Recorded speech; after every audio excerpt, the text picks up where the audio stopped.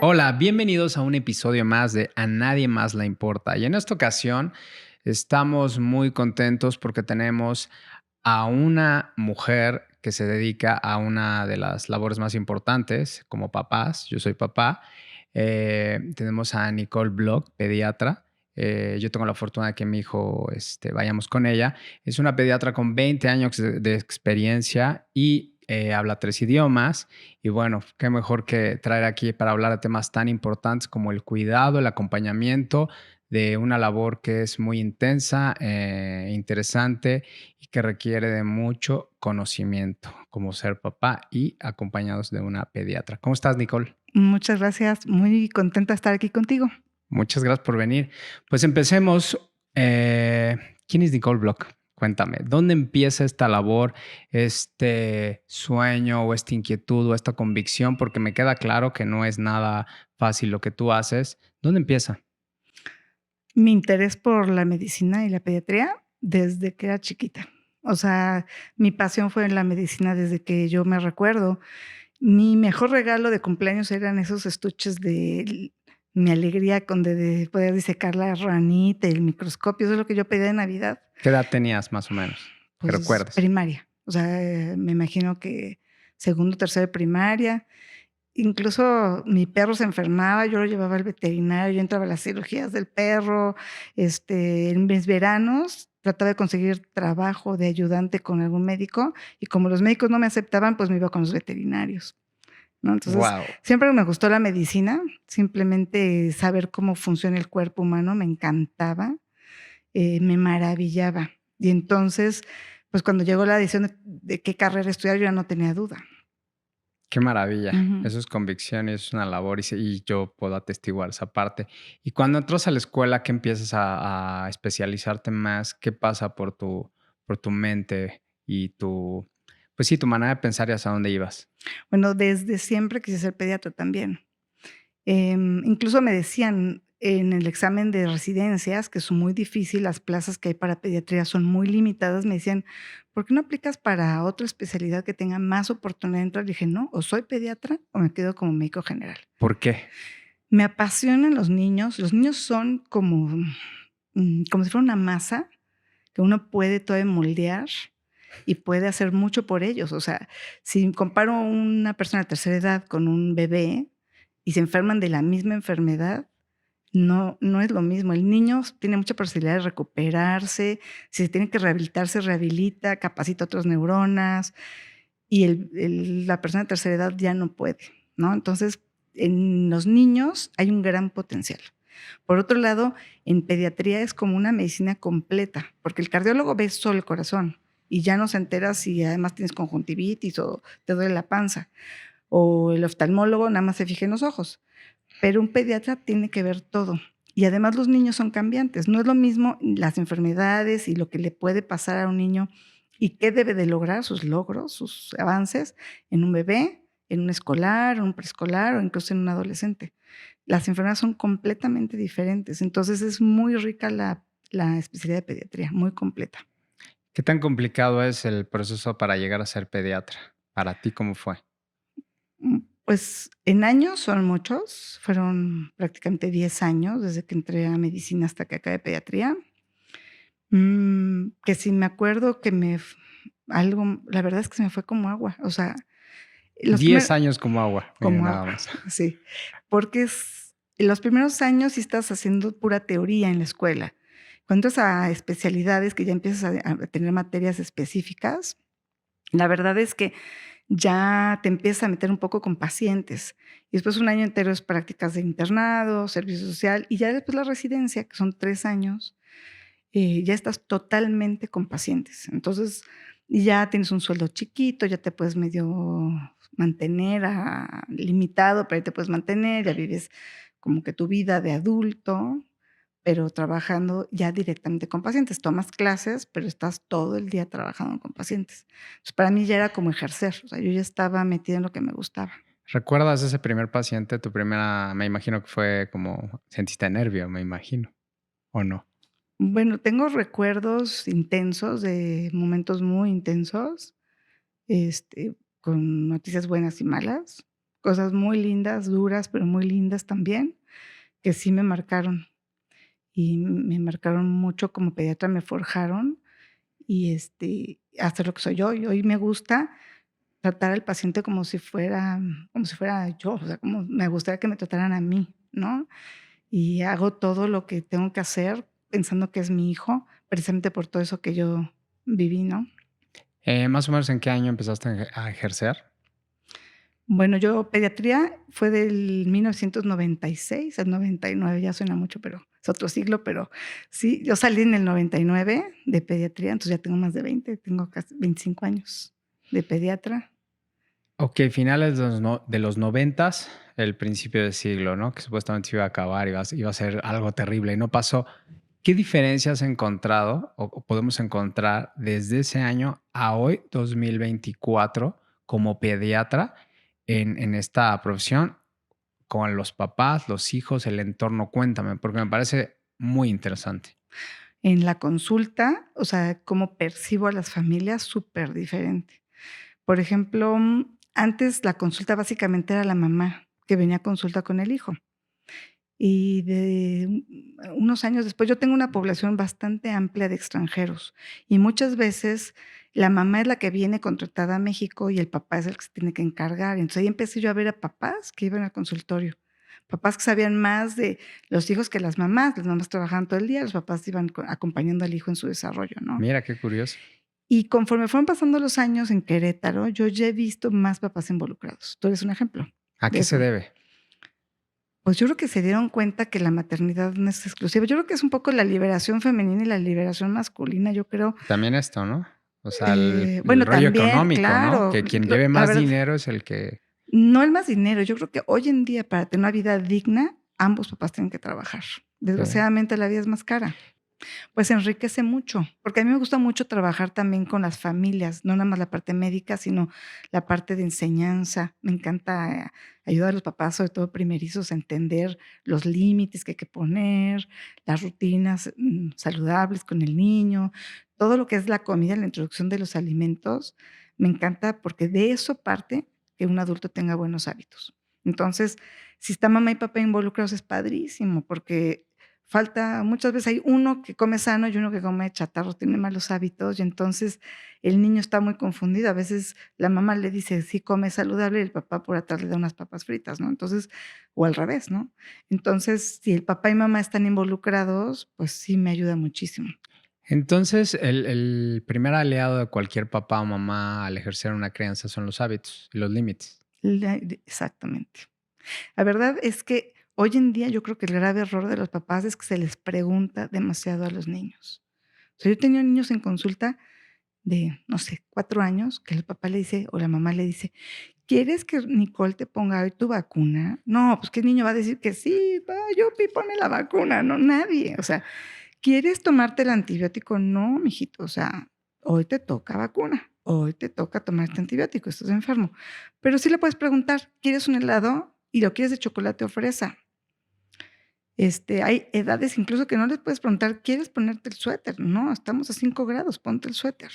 Y no es ser autoritario, es fíjate, una educadora me dijo algo muy cierto. De chiquitos les preguntamos un chorro: "¿Quieres ponerte el suéter? ¿Quieres ir al doctor? ¿Te quieres poner la vacuna? ¿Te quieres bañar?". Pero cuando son adolescentes, como a los papás nos da miedo perder el control del adolescente, les dejamos de preguntar y les queremos ser autoritarios, y el adolescente se rebela. Y es al contrario. Al niño chiquito hay que guiarlo y decirle: "En esto no hay negociación, en esto sí hay negociación". Y en el adolescente, con todo el trabajo que llevas de educación, tienes que confiar que tomen las decisiones correctas. Tú Claro. puedes inducir en ellos. Entonces, dejarles de decirles autoritariamente y preguntarles: "Oye, es que quiero irme sin suéter". "Oye, pero ¿a qué temperatura estamos? ¿No crees que sea bueno que te lleves un suéter por si baja la temperatura?". "Ah, buena idea". O sea, como que ya más bien los orientas y no les impones, ¿no? Y eso es lo que me gusta de mi consulta, que también puedo trabajar en ese aspecto, no nada más es medicina, medicina. Todo lo que hagamos en la vida primaria, o sea, kinder, primaria, en la pubertad se te regresa. Ayer en consulta vi una niña con problemas de desnutrición, me la llevaban precisamente para evaluar su estado nutricional, malnutrición y desnutrición. Y le pregunté: "Bueno, ¿y qué desayuna?". Bueno, es que ella, si le pregunto, nada más quiere comer pan con Nutella. Y le dije: "Es que no le preguntes". O sea, tiene Nutella. 6 años. Wow. No, ella no puede decidir qué le hace bien o mal. Tú decides el menú. Mamá, papá, ustedes deciden el menú. Ella decide si se lo come o no se lo come, porque ella puede ser que tenga hambre o no tenga hambre, y no la vamos a forzar, pero el menú y el horario de comida lo deciden los papás. ¿Qué opinas del entorno, 90s versus 2024? O sea, finales de los 90s, Internet, contenidos, toda esta parte. Y bueno, ¿Qué tal te pega? me pega mucho porque en la consulta muchas veces los papás ya llegan con el diagnóstico o creen que ya tienen el diagnóstico. Con Doctor Google. En Doctor Google. Sí, y es chistoso porque les cuento siempre una anécdota de una paciente que llegó y lo revisé y le dije: "¿Sabes qué? Tu hijo tiene, un virus que se llama Epstein-Barr virus, que es mononucleosis". "Ah, qué bueno que me lo dice, porque eso yo ya lo había googleado y yo sabía que ese era el diagnóstico. Qué bueno que vine a que me lo confirmara". Y me quedé Wow. así, bueno, entonces pasé el examen, así, ¿no? Como doctora, ¿no? O sea, sí es difícil, porque a veces traen información los papás que no siempre es la adecuada. En Aparte ese es caso, la mamá hizo buen diagnóstico, pero es rarísimo. pero qué soberbia, ¿no? Tú te tomas 10 años, trabajando en una profesión y alguien llega y por teclear, hacer clic y leer 3 notas, ni siquiera hace una curaduría, a lo mejor lee la primera y dice: "Ya estuvo, ya sé qué es". No sé si sea México como tal. Toda Yo creo que Latinoamérica, la tal vez. tendencia de la época, como es que hay diferencia entre el siglo pasado y este, los papás jóvenes quieren que se curen en rápido. Pues Eso la es inmediatez de de todo. inmediatez, o sea, así como necesito saber algo, picas un botón y ya tienes la información en Google, quieren el diagnóstico rápido y quieren que se curen rápido.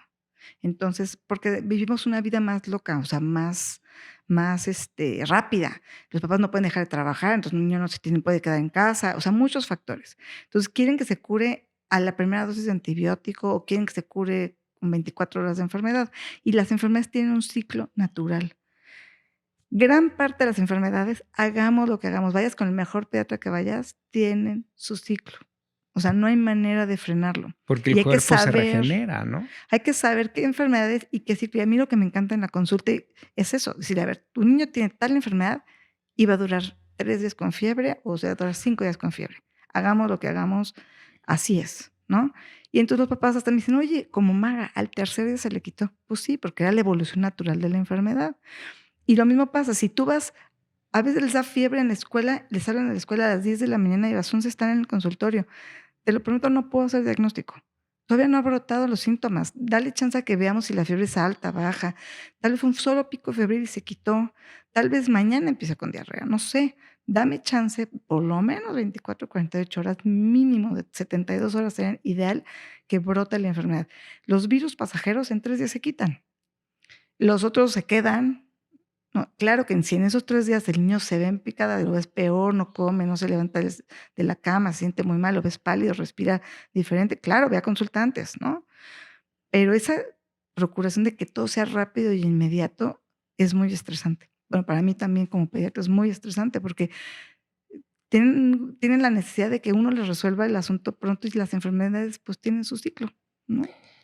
Bueno, en México el problema grave es, la mala alimentación. Número Grave, uno, nutrición. grave, número uno, México somos el país con niños más obesos, desgraciadamente. Y eso es prepandemia, pospandemia no te quiero platicar. Los que no eran gordos están gordos, o sea, los que no comían mal, ahora comieron mal. O sea, hubo como una cosa muy chistosa en pandemia, como que al principio de la pandemia todo el mundo se quiso poner fit.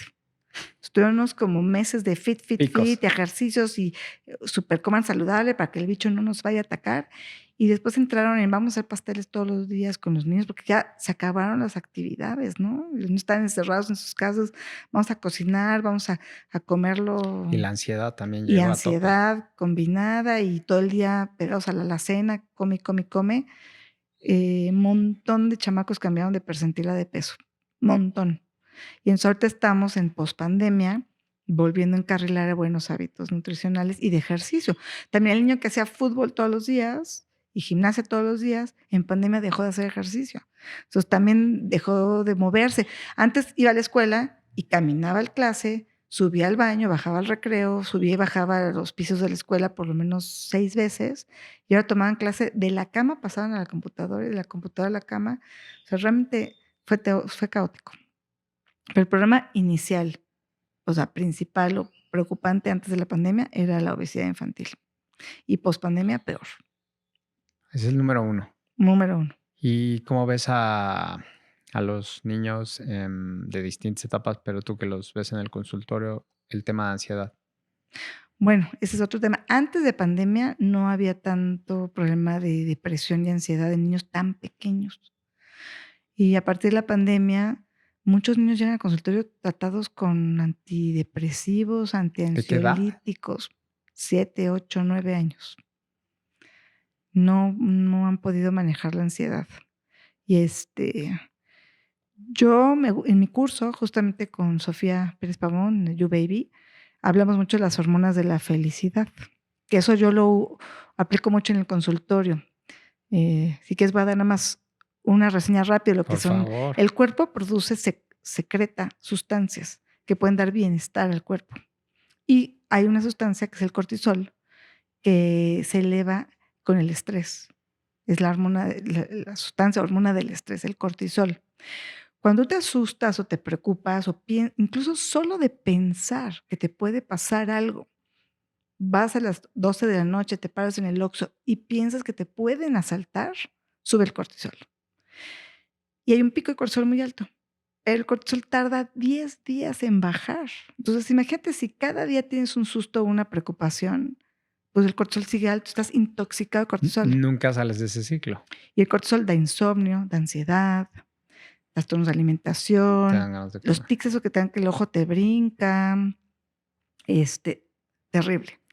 Pero el cuerpo es maravilloso y tiene sustancias como dopamina, oxitocina, serotonina, endorfinas, que secreta el cuerpo para compensar todo eso y dan bienestar. Entonces, lo que nos queda, yo que en la pandemia hablaba yo mucho con mis pacientes de eso, tenemos que irnos hacia la secreción de las hormonas de la felicidad, que son esas hormonas. ¿Cómo se hace? Lo básico. Si tú ves verde, tu cuerpo secreta esas hormonas. Si tú sientes el viento en tu piel, la lluvia, si te acarician, un masajito, si juegas juegos de mesa o fútbol, algo que te apasiona y te ríes a carcajadas, secretas hormonas de la felicidad. Entonces, lo que tenemos que hacer es meterle durísimo las hormonas de la felicidad. ¿Y qué pasó en pandemia? No salías, no tomabas el sol, no veías verde, no veías gente, no veías amigos, no reías, no jugabas fútbol. Todo lo que limitaba la secreción de las hormonas de la felicidad y puro cortisol. Que Juanito se murió, que mi tío está en el hospital, ¿Cuándo me toca a mí? que ¿cuándo me tocará? ¿Cuándo me tocará? Ya me voy a morir, ¿no? Porque todos están muriendo alrededor, todos están enfermando, ¿no? Cortisol al tope. Y entonces eso descontroló el cuerpo cañón. Entonces, problemas de insomnio, problemas de alimentación, problemas de ansiedad en adultos y en niños. Entonces, yo lo que les decía, a ver, el bicho no está en el aire, no está intoxicado el planeta. Salgan a caminar a 2 metros de todos los demás, salgan al campo, en el campo no hay gente. No, quítense el cubrebocas y caminen en el campo. Todos los días vayan a caminar al campo. Hagan picnics para sobrevivir esta pandemia. Y hoy en día hay que seguir haciéndolo. Y si le sumas que la tecnología está durísima y los niños prefieren estar en el iPad que salir al jardín a jugar, pues empeora el asunto, ¿no? Pues sí, hay que modernizarse. Y hay que siempre, papás, por favor, pregunten siempre eh, qué quieren saber los hijos. A mí me pasa mucho en sexualidad, que tú dices también que vas a entrevistar a unas sexólogas que dan cursos para niños. Es impresionante cómo es un tema difícil de comunicación, hablando de comunicación. Y en el consultorio veo mucho eso, porque como veo adolescentes, y esa es una etapa que me encanta, tengo que hablar con ellos de los cambios físicos. Y dicen, ¿y en qué momento se habla de la florecita? Me dijo el otro día una señora. Y le Wow. dije, pues ya, te tardaste, ¿sabes? Desde que nacen. O sea, es que no es el tema, ya la veo que está creciendo, ahora sí ya voy a hablar de eso. Es que vean naturalmente que existe, que te ve como mamá desnuda y ve que tienes pecho y te pregunta, ¿por qué tú tienes pecho si yo no? porque los pechos crecen cuando se es adolescente. Un tema, una información concreta, chiquita, lo que el niño quiere saber, sin echar toda una cátedra de sexualidad. Es enseñarle, contestar al niño las preguntas que quiere, y ahí empieza desde el kinder. Sí, sí creo que tener demasiada cuidado externo en la familia te quita un poco el lazo con el hijo. O sea, sí, y son etapas de la vida. Yo digo que los papás jóvenes tienen que entender, por ejemplo, mi hija, que era muy inquieta, justamente no se queda sentada en la mesa ni un minuto. Íbamos a un restaurante y comíamos solos, porque uno tenía que estar persiguiendo a la niña y otro comiendo solo y nos turnábamos. Entonces, por ejemplo, nos adoptamos y dijimos, bueno, no vamos a salir a restaurantes en este periodo, este año, 2 años, para toda la vida. Te vas a un parque. No, pedíamos comida a domicilio, hacíamos comidas con amigos en casas, Te adaptas. y entonces teníamos a todos los chiquillos jugando juntos en un cuarto o en el jardín, y estaban todos los papás pendientes de todos los niños, y nos divertíamos igual como papás jóvenes, pero te adaptas, ¿no? Pero si no te quieres perder de nadie, quieres ir además a restaurantes que no son para niños, y pues llevar a la nana, pues tendría que ser excepcional. Pero sí hay muy poco enlace entre mamás, papás, hijos, gracias o sea, perjudicado por los empleados que tienes, ¿no? Tienes que entender que el empleado, por más que quiera a tu hijo, se va a ir en algún momento de su vida. Es rara la nana que dura generaciones en una familia y es parte de la familia. Hoy en día llegan y van, y entonces cada vez que el niño se encariña con una persona y se va, es un abandono. O sea, aunque, es que es la nana, no, es un abandono. Emocionalmente el niño se siente abandonado por la única persona que ha estado con él 12 horas al día, todo el tiempo pegado a él. De repente no está, ¿no? Entonces tenemos como papás que hacer esa conciencia, pero yo no puedo juzgar a los papás. Si todos son malos papás y tienen nanas, no, porque hay situaciones especiales, caracteres, posibilidades, y hay que buscar como el molde exacto para que sea lo mejor para el hijo y mejor para el papá, pero sí tienen los papás jóvenes que entender que si van a tener hijos, en esa etapa de esa vida, los primeros años sobre todo, hay que estar pegados físicamente a ellos, y en la siguiente etapa hay que estar pegados emocionalmente y con muy buenos lazos de comunicación, ¿no? Me refiero a la adolescencia. No puedes estar con tu hijo pegado, pero él sabe que estás ahí, sabe que si le hablas, cuenta contigo, ¿no? O sea, es diferente, pero de bebés hay que estar con ellos, ¿no? Sí, claro. Y esta parte, sí, el apego. Esta parte, como la platicas, sientas las bases en los primeros años, luego a los 7 años viene una preadolescencia, ¿no? Y luego ya viene la Bueno, adolescencia, te que quiero es decir que cuando... la primera adolescencia a los 3 años. Se Ah, llama bien. primera adolescencia. El niño es rebelde, quiere hacer nada más lo que él quiere ponerse la ropa que él quiere, y ahí hay mucho fricción entre papás y niños, y depende de mucho cómo lo logremos manejar, y los límites, ahí es momento de poner límites amorosos, no es pelearte todo el día, es decir, en esto no hay negociación, en esto no hay negociación, pero en esto sí, podemos discutirlo, ¿no? Y ya después de las bases que logres en esa primera adolescencia, ya a los 10, 11, 12 años que empieza la pubertad, vas a poder poner mejores límites y va a haber mejor comunicación contigo, te va a ir mejor. Eso sí está descrito en la literatura. Y como dices tú, hay que capacitarse, y los padres nos toca eso, capacitar al papá para que tenga la confianza que está haciendo lo correcto y tenga, pues, su autoestima como padre muy bien fundamentada para que tome las mejores decisiones con su hijo. Es que al final estamos formando a alguien, ¿no? Ujú, también. Y los formadores necesitamos No, capacitarnos. y los pediatras tenemos que ver doble consulta, porque es el papá, la mamá y el niño. O sea, la enfermedad y lidiar con todo lo que traen los papás también. Bueno, en sí, no nada más la pediatría, la medicina Cambiante, sí. está impresionante. Yo estoy feliz, porque yo soy no me gusta abusar de medicamentos, sobre todo de antibióticos, y sí me gusta que el cuerpo tenga la posibilidad de recuperación propia. Y hoy en día, bueno, ya tengo varios años que en cada congreso me meto siempre a las pláticas de microbiota. La microbiota es los bichitos que nos colonizan. Antes pensaban que en el intestino nada más, pero hay microbiota en todo el cuerpo, en la piel, en, en todos lados hay microbiota. Pero en el intestino, en particular, es sumamente importante porque lleva la mayor parte de los procesos metabólicos, enzimáticos del cuerpo. El intestino tiene más células nerviosas que el cerebro. Por eso dicen que el cerebro intestinal. Entonces, Sí. Hoy por hoy en la medicina se han dado cuenta que si fortalecemos la microbiota y favorecemos la parte digestiva, podemos ayudar a problemas metabólicos como obesidad. Se ha visto problemas de depresión resueltas al resolver los problemas con la microbiota. Algunos casos de autismo, en el sentido de no se cura el autismo, pero mejora la capacidad de ese paciente, mejorando la microbiota. Y experimentos increíbles. Por ejemplo, en un congreso, justamente un premio Nobel habló de un experimento que él hizo, que agarró ratones con la misma genética, unos eran obesos y unos eran flacos. Y le quitó la microbiota al obeso y se la puso al flaco. Y le siguió dando la misma comida a los dos. El flaco engordó, sin cambiar sus hábitos nutricionales. Wow. Entonces, de ahí deducimos que en la microbiota se llevan la mayor parte de los procesos metabólicos. Tienes una mala microbiota, te afecta en todos los sentidos. Entonces, hoy por hoy, la apuesta es a la prevención. La medicina se basa en la prevención. Prevenimos enfermedades teniendo un cuerpo sano. Y yo en mi consulta lo aplico. O sea, yo en la medida de lo posible, conforme van saliendo información, damos complementos nutricionales, tipos de alimentación, lactobacilos, para favorecer la microbiota y así evitar que se enfermen más. Entonces, por ahí va la medicina al futuro, si tú me dices, es una opción. La otra son los tratamientos más puntuales a ciertas enfermedades. Por ejemplo, el cáncer, mi mamá decía, si me da cáncer, casi, déjame morir, porque ya es como la condena, ¿no? Y le dije, mami, ya hoy no puedes hablar de eso. Ahora hay vacunas contra el cáncer. Sobre todo en cáncer de mama está avanzadísimo. Si tu cáncer de mama es de un tipo gen específico, crean una vacuna que le dice al sistema inmune del paciente, ataca las células que tengan tal proteína en tal cobertura, que es la célula cancerosa, ¿no?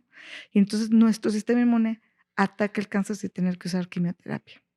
Entonces ya no daña las células buenas, solamente ataca las células Sí, malas. qué maravilla, porque... Y eso es una cosa que son todos los tratamientos monoclonales. O sea, no podemos decir, la medicina está impresionante ahora.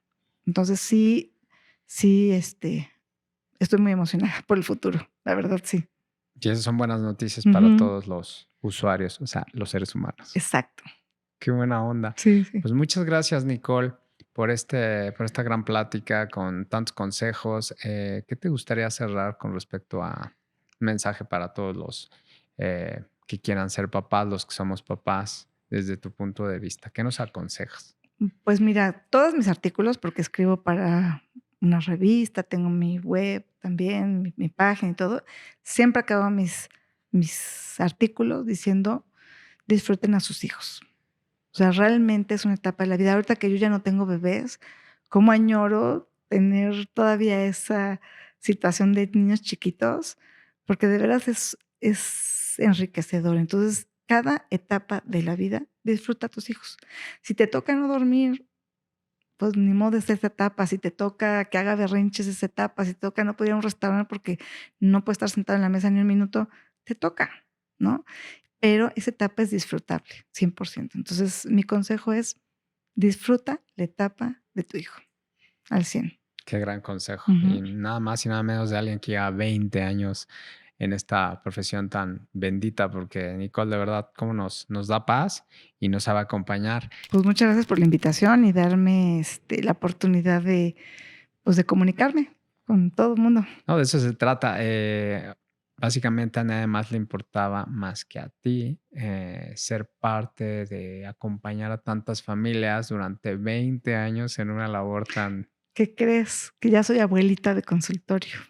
Ya mis pacientes ya son mamás. Y ya me Wow. llevan, me siento súper orgullosa de ellas. Pues mira nada más. Sí. Qué cosas Sí. tan increíbles. Y eso te lo da tu profesión, ¿no? Sí. Todo este proceso que no fue de un día, imagínate, me cuentas que de niña pedías tus juguetes, ¿no? Para hacer eso y ahora hasta dónde has llegado. Exacto. Muchas felicidades, Nicole. Ay, muchas gracias. Gracias por venir otra vez. ¿Sale? Nada. Hasta luego. Hasta luego.